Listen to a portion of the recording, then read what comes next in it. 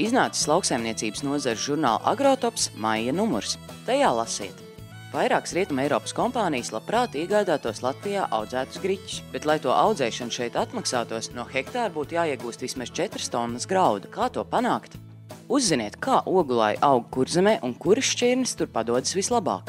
Agrotops iepazīstina ar 2011. gada lopbarības sagatavošanas tehnikas jaunumiem Latvijas tirgū.